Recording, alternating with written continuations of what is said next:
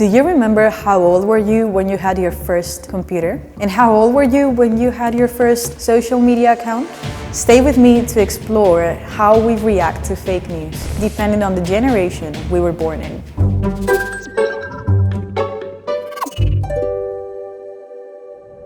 We all probably have different answers to such questions, but people of our age will have similar answers to us.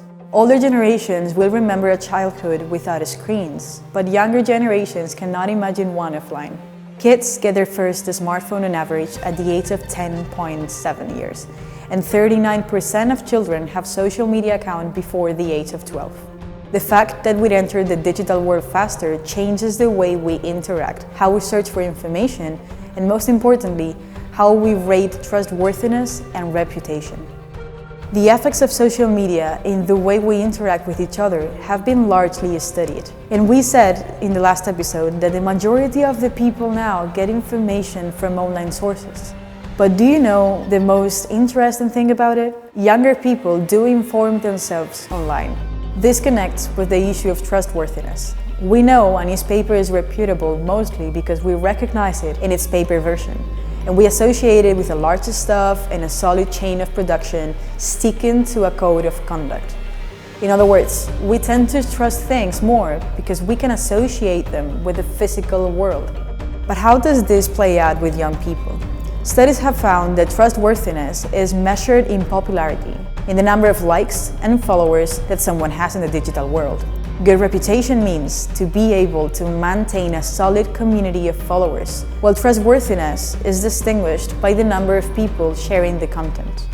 Although this also has a bright side, which is that young people tend to be more cynical faster than their older counterparts. The issue of trust by number and not trust by content is a dangerous combination and a perfect opportunity for disinformation campaigns.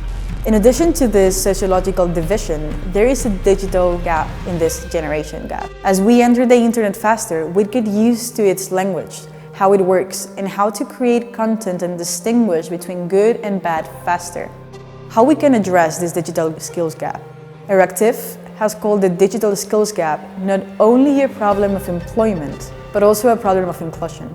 The process of digitalization is an irreversible trend affecting our societies.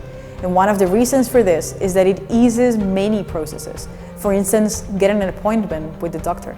We learn by casuality and intuition. Providing intuitive solutions is part of the solution to the problem, but also providing resources for continuing education. As technology optimizes our societies, we need to optimize ourselves and believe that the process of optimization is necessary.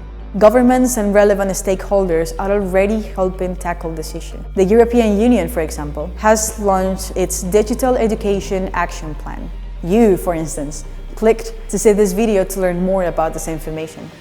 So after all this information about disinformation, what's been done to stop fake news? A lot, actually. Join me, Andrea G. Rodríguez, for our next episode on international efforts to promote accuracy. While you're here, why not subscribe to watch our episodes in full? Click on the bell button to be the first one to notified. Hasta pronto.